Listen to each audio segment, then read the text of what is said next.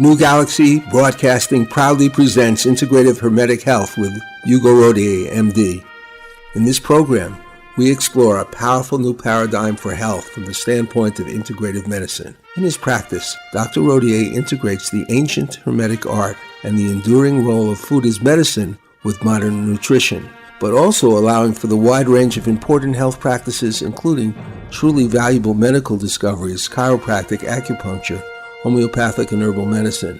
In this program, Hugo Rodier, an expert in intestinal health and nutrition, will help the audience discover an approach that focuses on actual cures, not the masking of the elegant simplicity of many health solutions for the sake of profit. Profit too long has been an overriding motive of the pharmaceutical companies, and sometimes, sadly, by many in the medical establishment today. Welcome to the Integrative Hermetic Health Show. My name is Johnny Bluestar, and I assist Hugo Rodier, MD, an integrative physician, in hosting and producing the show. As those of you who have tuned in before realized, Dr. Rodier, since the very beginning of his career, has defined his role as a physician in a manner determined to help the whole person, not just the person narrowly defined as a patient, and help them find their best health solutions. He believes that a person's larger perspective of life, even his or her philosophy, defines elements critically related to health issues. Further, he believes in something called lifestyle medicine, which is one of the themes of this program. Good morning, Dr. Rodier. Good morning, Johnny. Thanks for having me. Oh, my pleasure. Well, let's perhaps begin with this. What is new to me is the nomenclature, the name lifestyle medicine, and maybe you could explain your concern for the need for it. Well, it's just a reincarnation of the old preventive medicine, holistic medicine, alternative medicine. And so the more mainstream docs, they're not really wishing to admit that they've been wrong. So instead of saying, oh yeah, integrative medicine was right all along, they coined a new term, lifestyle medicine. That's interesting. So, it's just human nature, totally understandable. And so I quote from an article in the American Journal of Medicine, just came out. Quote, a substantial opportunity to enhance the value equation in medicine by improving outcomes for our patients and simultaneously controlling costs. The time has come to truly practice lifestyle medicine and encourage positive lifestyle decisions for our patients and adopt them in our lives. Our patients and our country should demand nothing less, unquote. Well, yeah, read between the lines. This is what we've known for generations. William Osler, the father of modern medicine, said the same thing. And who doesn't know out there today, in their heart of hearts, that it is our lifestyles that are causing a lot of our problems? The way we run the environment, the pollution we create, the poor foods we overprocess, our addictions to food and chemicals, our relationships, all those things are lifestyle issues that were neatly covered by holistic medicine, preventive medicine. No matter what you call it, we all get the message, right? And so right now, the modern mainstream docs, instead of admitting that they've been misguided in their pursuit of treating symptoms, are now calling it lifestyle medicine. Hey, but a rose is a rose is a rose, right? Yeah, that's right. In a certain way, this isn't completely roses, because in a recent blog, you talked about nutritionally deficient doctors, and you have referred to a new site created by a doctor to advise patients about nutrition, which you have some problems with. Let me read a description of this site that was in Reuters. Okay, so Reuters reports a new patient resource published in JAMA Internal Medicine suggests that most people do not need vitamins or nutritional supplements because they can obtain all the necessary nutrients through a healthy diet. Reuters says the new patient page offers practical advice and answers to questions about vitamins and nutritional supplements that patients often bring up to their doctors. The article mentions, quote, although the U.S. Food and Drug Administration oversees the vitamin and dietary supplement industry, the products are assumed to be safe without testing, unlike prescription drugs, which undergo an approval process. Additionally, Reuters states that there are more than 90,000 supplements on the U.S. market that include a wide range of vitamins, minerals, and chemicals, and approximately 23,000 emergency department visits each year are related to nutritional supplements. So what do you think about that? disgusting. I mean, Isn't it? any logical person will see right through. This is a pot calling the kettle black. And let's put things in perspective. Nutritional supplements are nutrition, which has been tested in our gut, in our digestion for millennia.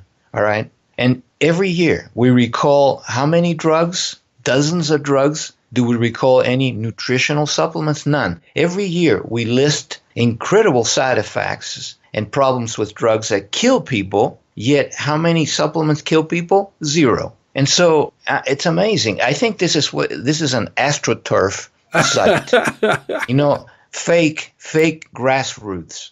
They claim to be funded by good intended people when I bet you money if we look into the site, we'll see that it's being financed by the pharmaceuticals and other orthodox organizations. But let's answer other criticism from the site. Number one, the claim that a healthy diet, a good balanced diet will do. All right, true. But how many Americans eat a healthy balanced diet?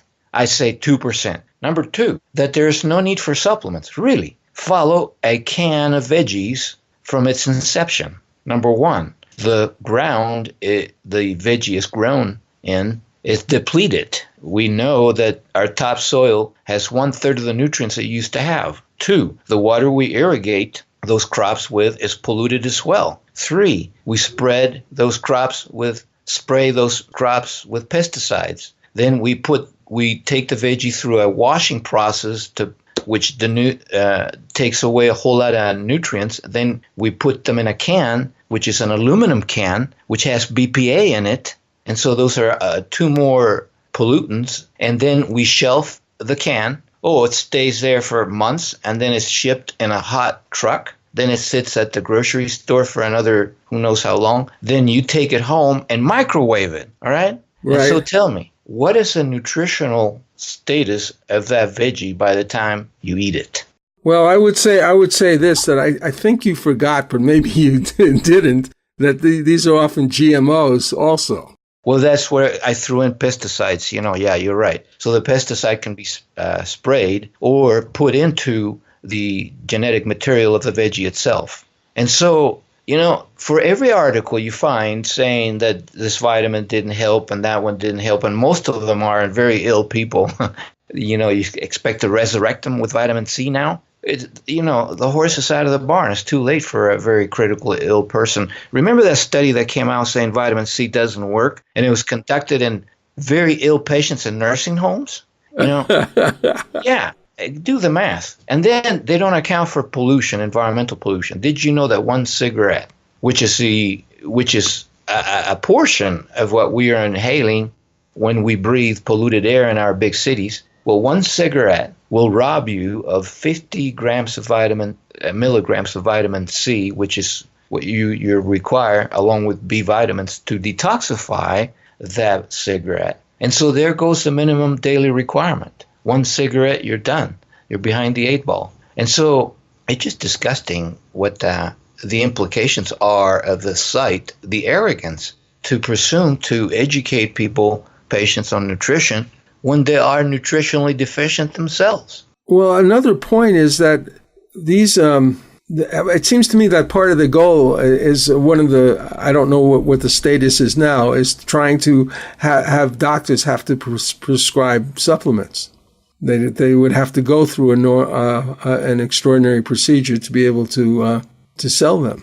Well, the AMA has looked into this and has required doctors not to charge much more than what they paid for shipping to make.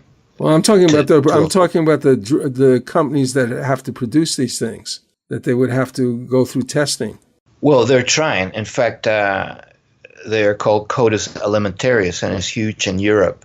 So one of these days we might see a huge restriction of supplements over the counter. But the fight goes on. The forces of good, incidentally led by our retiring senator from Utah, Orrin Hatch, is still at work. So we still have good people saying, no, these things should be available to people over the counter. Another response from the pharmaceuticals is to turn these supplements into drugs and give them a fancy name. Oh, wow. Like omega oils are now known as Lovasa. Hey, it's the same thing, but now they charge an arm and a leg because their omega oil works, but the one over the counter does not. That's just snake oil.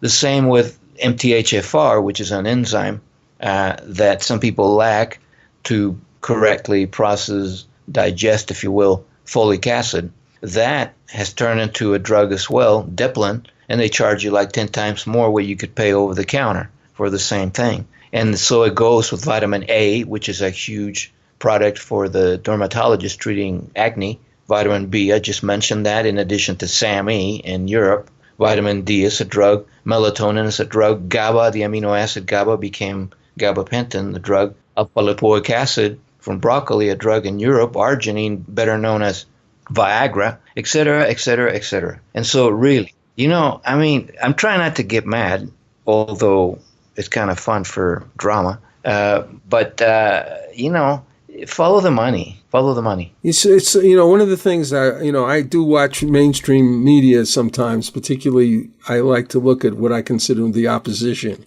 and a lot of the CNN and MSNBC commercials are for drugs, right? Exactly. And when I see this, I think that the American people are absolutely out of their mind. They could be programmed to want something that kills you or toxifies you in 15 different ways while somebody's swinging who's in a playground on a swing. That's what I meant. Yeah. These totally healthy people with smiles on their faces, they're very good looking, and butterflies copulating in the air around them. and all these names they come up with. Really? You expect me to remember all those stupid names? Hey, I got a name for a new pharmaceutical product. Galablex. Galablex will cure anything for you. How about that? It's nice. We need to take a break for a minute, and we'll come back and get into true lifestyle medicine might be like. This is Johnny Bluestar, CEO of New Galaxy Enterprises, a media content development company. Want to write a book but don't want the challenges of developing time-consuming social media platform, costly private book promotions, complex email campaigns, and advertising commitments? If you write a book about your business, you don't need a mass audience. Focus on prospective clients with the best business card there is, your own book. To learn more about New Galaxy, see samples of our work, or talk to us about your project, please go to www.newgalaxyenterprises.com and fill out the contact form. It is the 15th century. El Tesoro de Cielo, a Spanish treasure ship, sends a scouting expedition to a strange island. Golden statues surrounding them prove the enormity of their find. Suddenly, hordes of ghoulish creatures with scaly green flesh and skeletal wings descend upon them from the sky. What do you think of this, Rufio? These creatures are fragile, Captain. We can take them with our swords. They seem supernatural. Who knows what powers they possess? Fallen angels, weakened by their treason. My God! Are you saying they're Nephilim, the devil's host? I'm saying, whatever they are, we can take them. Do any of you cowards dare join me? Up against sharp knife-like nails and hideous fangs, the men's swords rip into slimy green flesh. Though black blood pours copiously from their half-naked bodies, creatures miraculously persist. Can the crew survive this bloody, cursed battle? Find out more by Googling The Thrice Born, a new sci-fi supernatural novel by Carlos Lopez Avery and Johnny Bluestar. Google with the words Carlos Johnny Kendall, The Thrice Born. That's Carlos Johnny Kendall, The Thrice Born. To keep us on the bright side, here's a song that deals with a rather sad relationship, but dealt with by the singer in a most entertaining way. This song has been loved by listeners throughout the world. Here's Stephanie Slevin, a singer-songwriter from the UK, singing I Know You Love Me the Most. I may have marmalade on my toast and you may have your caviar. I may walk to work in my second-hand shoes and you drive in your fancy car. I'm down here and you're up there. You're giving me the looks like you don't care. But they say love and hate are so very close, so I know that you love me the most. I know by the way you stare at me that deep down inside you care for me. You may drink champagne to my cup of tea, but nobody freaking cares. And you say I ain't the one for you, that I'm way down there beneath the view. But look at what your poor shake's done to you, and nobody freaking cares. She took your money and laughed at you, and then slept with all your mates and they were laughing too. So let's kick her to the curb, yeah, me and you, for nobody freaking cares. And I know you said bad things of me, but deep down inside you care for me. For they say love and hate are so very close, so I know that you love me the most.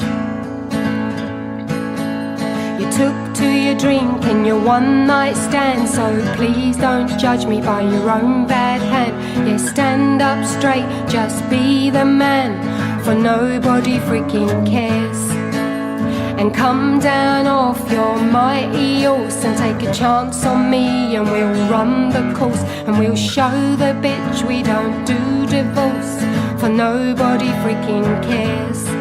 And I know you said bad things of me, but deep down inside you care for me. For they say love and hate are so very close, so I know that you love me the most. Yes, I know that you love me the most. We're back on the Integrative Hermetic Health Show with Dr. Rodier, and we're going to look at the true meaning of lifestyle medicine from an enlightened point of view. One of the things that I've understood is that eating a certain amount of fiber daily may reduce the risk for early death and enhance our health. How does that work? Well, going back to lifestyle medicine, let me first say that it can be divided into three big pillars. Okay. One, nutrition, which you're referring to. Two, our relationships. And three, the environment. So nutrition. Well, who doesn't know right now that our health is totally dependent on our gut bacteria, the microbiome?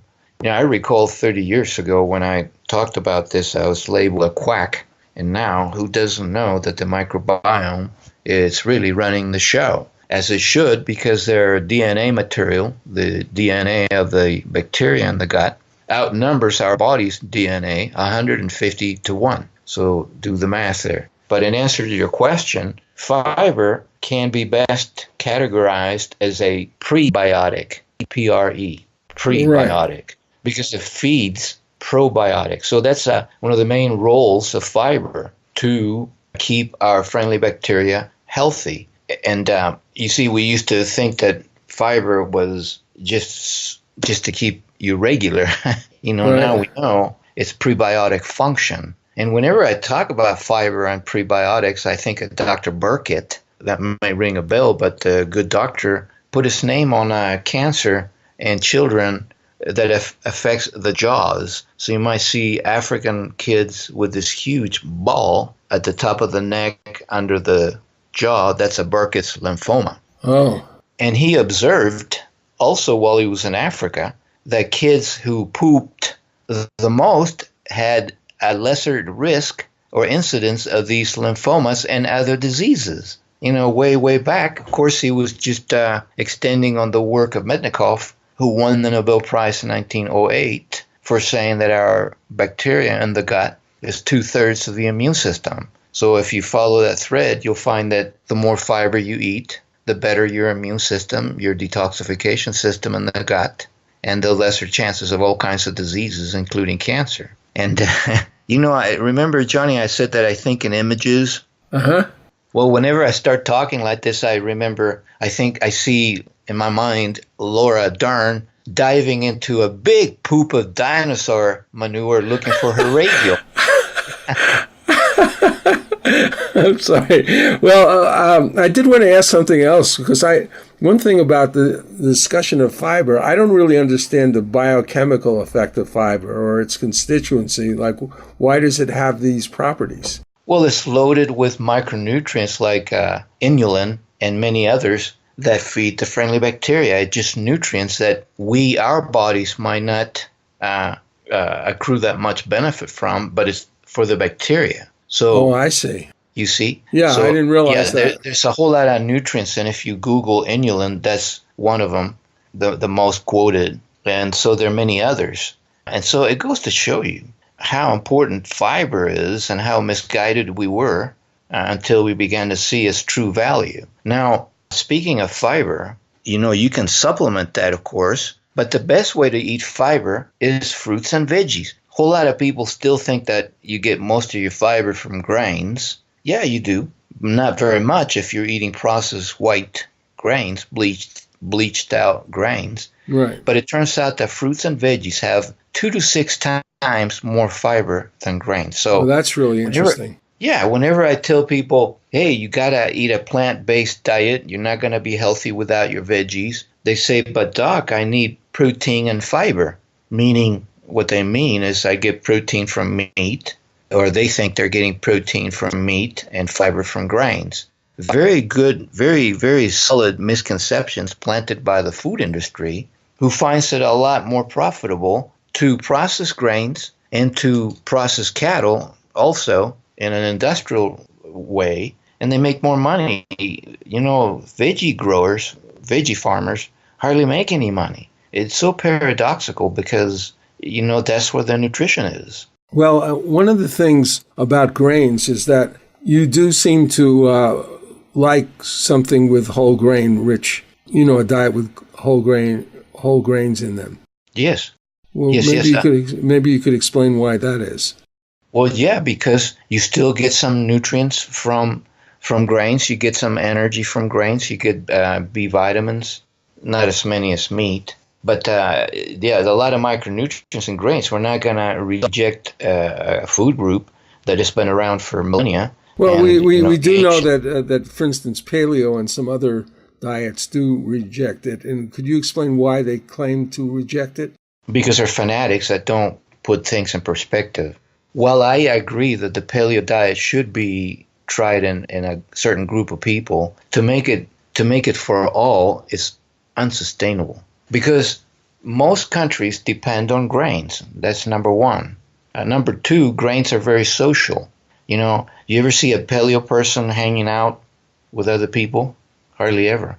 They're munching on a carrot in a corner or eating a greasy steak by themselves. And so, no, I think food has to be social. I grew up French, and food is a very social construct, very psychological. To deprive people of grains altogether, it's just not wise. However, I will say it again, a paleo diet is indicated in some people genetically, and other people and others who might not have the microbia, the bacteria in the gut, to correctly process grains. So any food allergy, you must not give up on that food until you correct the imbalance of bacteria in the gut. So if you have, say, like a wheat allergy, okay, wheat is quite processed, has GMOs, and many reasons why we might react to wheat. But to totally give up on it without trying to eat whole grain, without pesticides,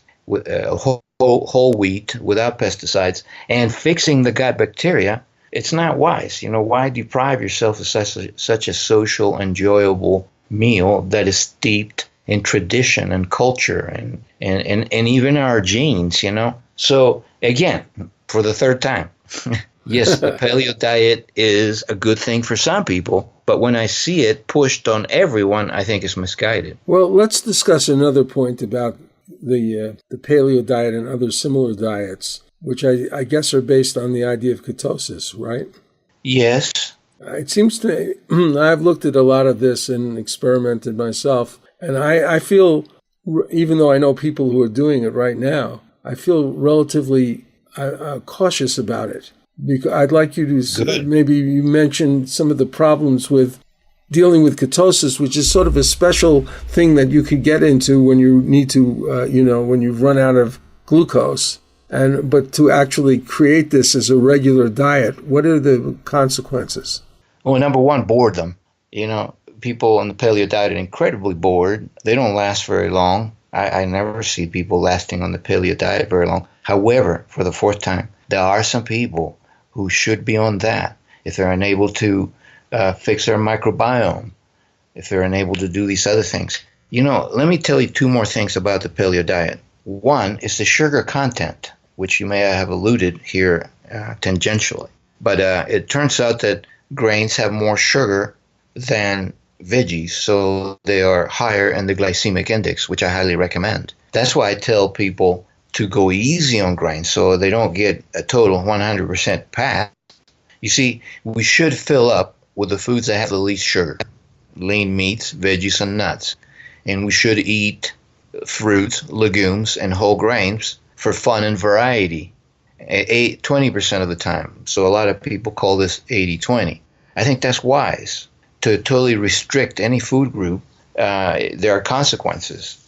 And then number two, about the paleo man, and I will touch on vegetarianism at the same time. Paleo man was not as tough as he's portrayed. They show this muscular guy running around after a tiger and then bringing food home. Turns out that paleo man, look at it realistically. How often did he kill a mammoth or bring a tiger home? Not that often. So most of the time, tough paleo man, survived because this woman stayed at the cave collecting tubers and roots and seeds and fruits around the cave. So had it not been for her, tough paleo man might not have survived. So that puts it in perspective, which is what leads me to vegetarianism. There is no question that a vegetarian diet is the best. The China study proved it, a very good collection of research in a book format, the China study. Okay, well, it was a little dated because it doesn't include fish. And now we know that fish is the exception. You can eat fish if you want. So that is the best way to eat. The problem with vegetarianism is that a lot of people that embrace it feel so put out, so restricted, that they turn to sugar, processed sugars, and a whole lot more grain than they should eat. And so that's the dark side of vegetarianism. Now, if you can be a vegetarian and eat 80-20, that is grains in moderation, whole grains in moderation for fun and variety, then you're eating the best diet, in my opinion. Well, years ago, this is a while ago, I decided that I would become an ovo-lacto vegetarian. And I spent 20 years doing that. By the time I was finished, I was terribly ill. and part of that was because of the sugar. Because I was really pure ovo-lacto. Exactly. Yeah, right. And eating Twinkies with the other hand. Yeah, and actually, this is really stupid, but one of the times I had very serious, very, very serious conditions. I was like almost comatose. And I didn't know what to do. Like one of the things I did is I juice fasted, which had corrected my asthma. Juice fasted during this time, and I went into almost I became almost comatose. And I lost tremendous amounts of weight. And I remember one of the things that happened on my way to recovery, when I decided, well, maybe I should eat some meat. Now, the last food that I ate before this 20-year period with Debbie, my wife, was fried chicken. And so the first thing I did is I just said, okay, I have a desire for fried chicken. And I ate the fried chicken, and I started to feel better. Now, it took I never had too much correct information, but I had enough correct information to stop a lot of it, and I regained weight, and I got more or less healthy. But so it was a real lesson, though, because I did learn about the sugar part, and I did realize that what had happened to me, and it was terrible. So, well, let me reiterate the thing about vegetarianism, because I don't want people to get the wrong impression. Vegetarianism is the best way to eat, not only for our bodies, but our planet. And who doesn't know that we consume more resources raising cows than raising corn, as far as its impact on the environment, the water we use, the soils, etc., and the amount of calories we produce. So there's no question. The problem is, again, that vegetarianism leads to most people to a lot of sugar, like you illustrated. I'm an almost vegetarian. I do eat fish, and I will eat chicken once in a while to to give my salad a little more pizzazz, But I don't bring those foods home. I just buy them at restaurants as part of my quest to have a little variety, a little fun. Yeah. And so that leads me, if you don't mind, to the second pillar of lifestyle medicine. We need to take a break for a minute, and we'll come back. My company, New Galaxy Enterprises, is a California corporation specializing in the creation of media and promotional content. We are focused on original, innovative projects that are good for humanity. These projects could be nonfiction books or novels, fictional screenplays or documentary content, websites and website content, commercial advertising content for print, audio, or video products on the internet, television, or radio, musical scores for advertising, television or film, video, audio editing, etc. We want to promote products and projects that support the environment, encourage a healthy experience in living, developing, nurturing, and useful technology, and offering platforms for positive, socially constructive entertainment or informative, transformative media. Our experience in creating a variety of products like this is rather vast, and we offer client-based and collaborative products, as well as the opportunity of active investors to join us in the creation and promotion of proprietary products, some of which are in latter stages of development. For more information, go to www.newgalaxyenterprises.com. That's www.newgalaxyenterprises.com. If you're interested in talking to us, just fill out the contact sheet and we will get back with you.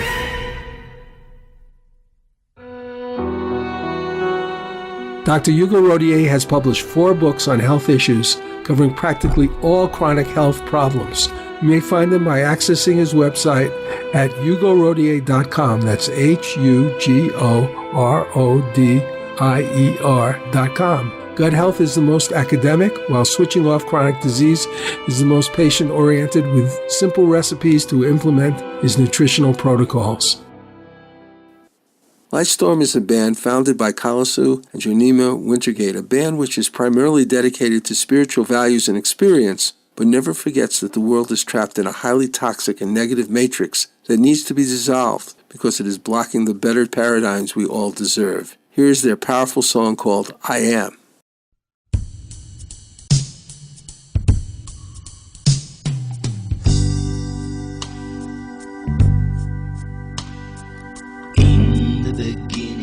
The dawn of creation, I am.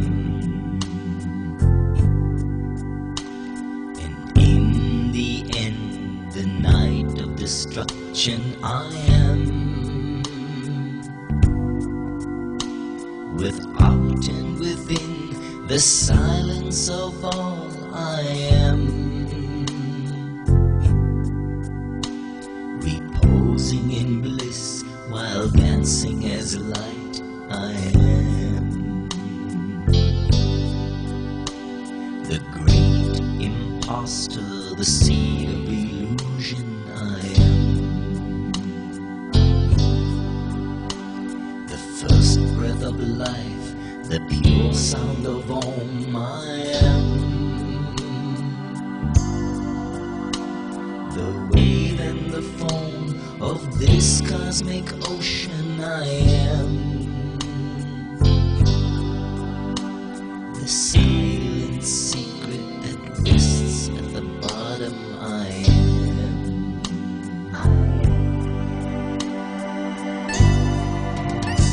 I am that I am, forever I am. I am that I am. I am that I am, forever I am. I am that I am.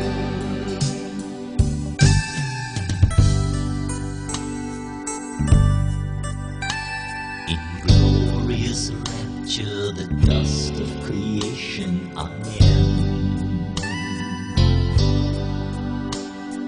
Life's devastation, in dream separation, I am. The lover of love, the bride of awareness, I am. The true self in all, the ultimate bridegroom, I am. all mad desperation and final elation I am. The desolate pain of wanting and longing I am. The tender love flame inside every heart I am. Exposed in all living by burning and giving I am.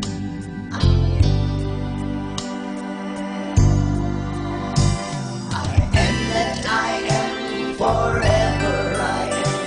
I am that I am. I am that I am forever I am. I am that I am.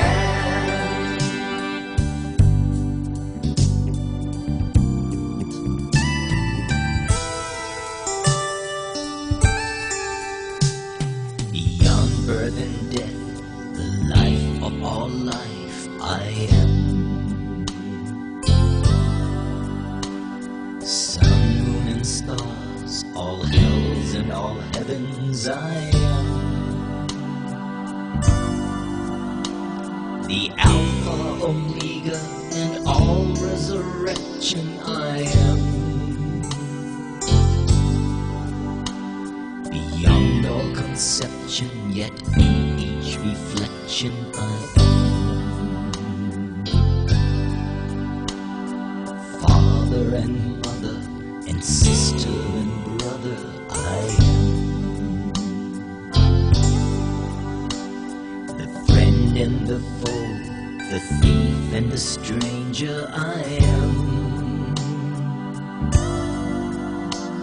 A shattered glass pane, yet always the same I am. The one that is all and nothing at all I am.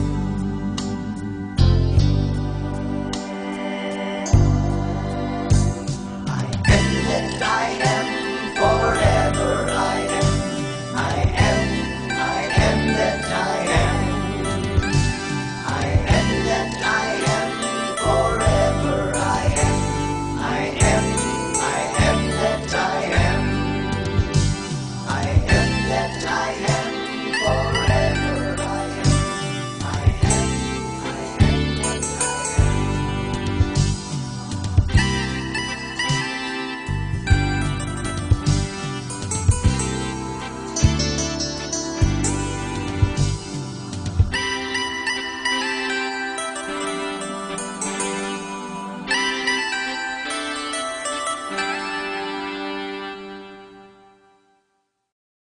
Okay, we're back on the Integrated Hermetic Health Show with Dr. Rodier. We're discussing the second pillar of lifestyle medicine, which is relationships. How do relationships help in our health, and why are they actually a second pillar next to nutrition and environment? Well, the best way to put it is to revisit the experience of Roseto, Pennsylvania, a county in Pennsylvania where a whole town of Italians immigrated en masse over 100 years ago, perhaps less. And so when they lived in community that way, they knew each other intimately. They ate their Italian food, a lot of spaghetti, a lot of grains, greasy meatballs, and the drill. Yeah. Yet their health was twice as good as adjacent counties in Pennsylvania eating the American diet. Why? Because these people knew each other intimately. Guido the baker knew intimately Tony the mailman. And so they married each other's families. So they had good relationships. But when they began to intermarry with other people from other counties, their social cohesion began to break down. And after a couple of generations, their health issues and diseases were the same as adjacent counties. And so the other point that I would like to use to illustrate this simple concept is an article that came out in the journal Lancet, about 20 years ago, saying that people who eat candy twice a month live longer. And I puzzled over that article when I first read it. What's your impression of that article? How do you think it might be making you live longer to eat candy twice a month? Well, I know that sometimes when I eat candy or have something, equally interesting in a movie theater, and I hate to tell you what it was besides the popcorn, but anyway, it really makes me feel good. Of course it does. Okay, see, I believe the article has nothing to do with candy, all right? What the article is addressing is a more laissez-faire approach to our diets. This Nazi approach that we've got to eat perfectly well all the time can be off-putting, can be stressful. It's not conducive to good relationships when you start to impose your lifestyle on others. In other words, if you can eat candy only twice a month, enjoy it, and then leave it, that's a key, a more relaxed approach to our diets. Now, this is no license for people to eat candy, and I always hesitate to bring up this article because, we got sugarholics out there who will eat one piece of candy, then they can't stop, they're gone, and they'll be eating candy every day of the month, not just twice a month. So with that caveat, I hope the intent of the article is clear for people. But this leads us to the heart. How we feel in our hearts. Are we always on edge? Are we tense? Are we micromanaging our diets? Are we too overly concerned about our health? There's such a thing as overdoing it. And I have some patients that come in with these huge lists of micromanaging their lifestyle. And, of course, I honor that. And I spend the time answering every question. But I try to put in there the concept that we just talked about, that there's diminishing returns to being too Nazi about anything, not just food. Yeah. And these are issues of the heart. It boils down to how we feel in our hearts. What kind of childhood did you have? Because those are the roots of compulsions and addictions. We're trying to fill a gap that mommy and daddy might not have filled well for us in the right way. Mm-hmm. It's interesting. I have another blog about this. Should I cover it now? Sure.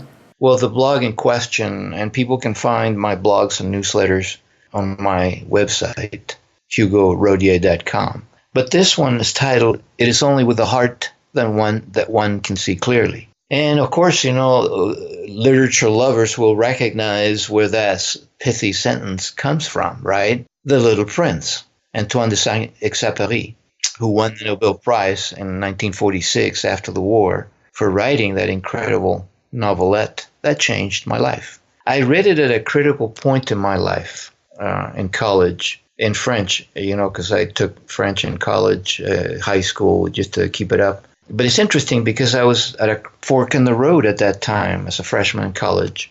The other book that my French professor had us read was L'Étranger by Camus. Well, this is about a man totally detached from his feelings, no relationships, and he becomes a very sad, unhealthy man indeed. And wouldn't you know it, the professor decided to make the book into a play, and he assigned me to play Meursault, the lead character, the knucklehead which is totally isolated from people. Oh, really? Yeah. And did he pick me because I was putting out those kinds of vibes? I don't know.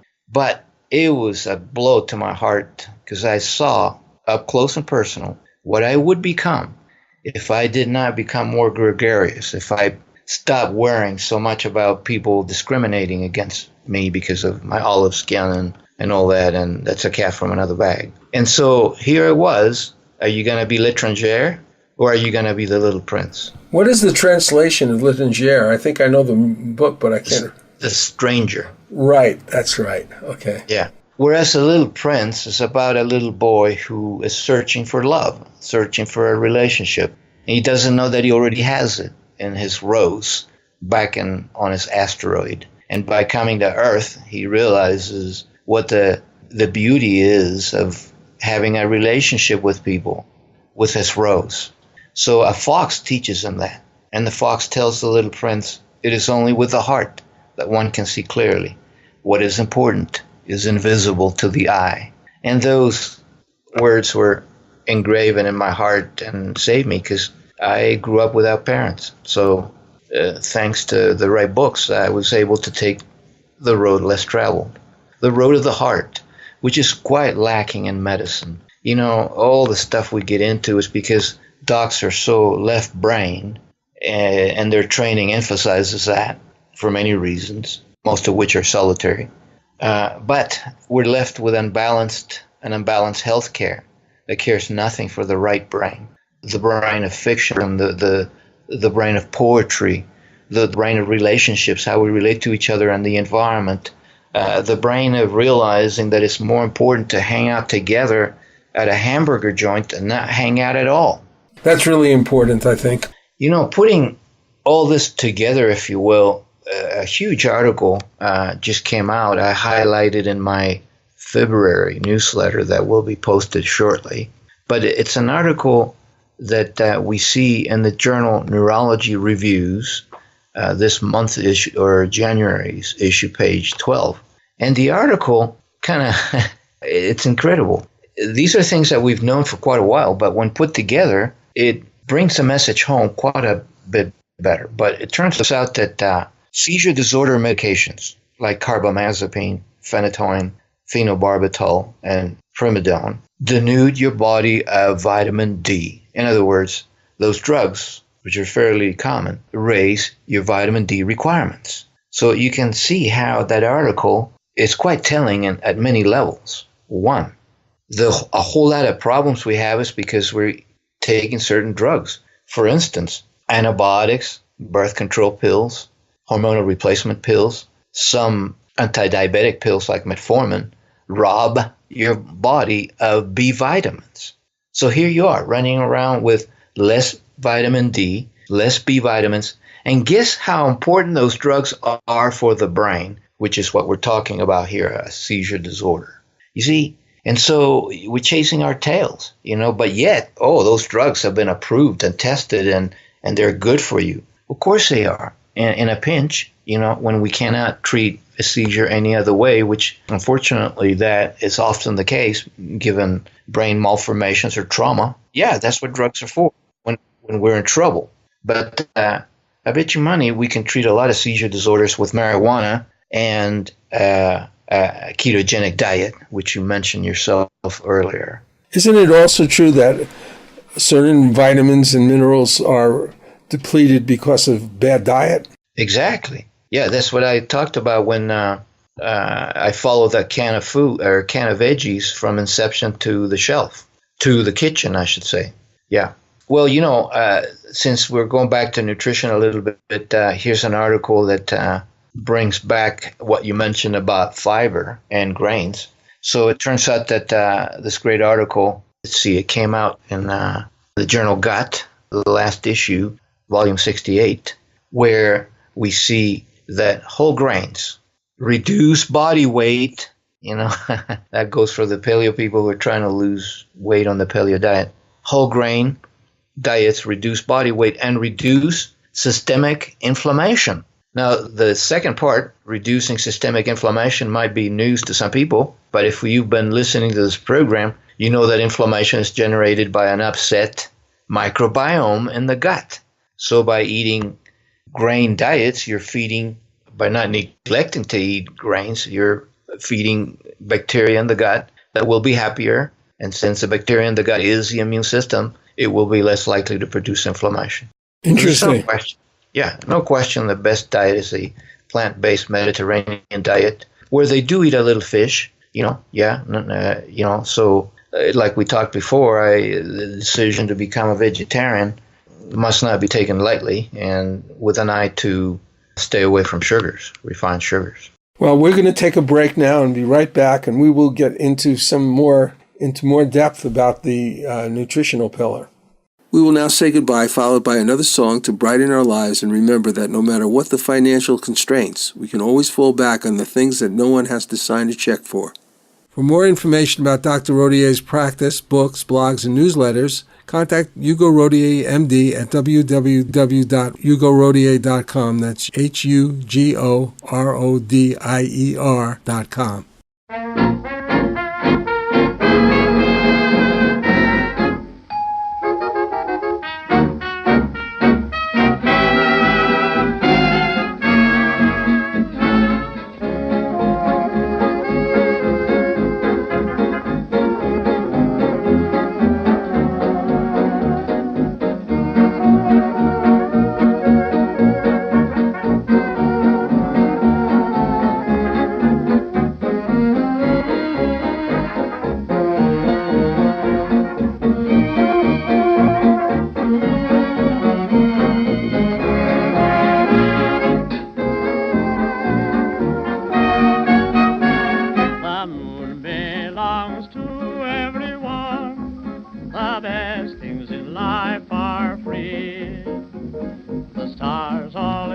shine for everyone.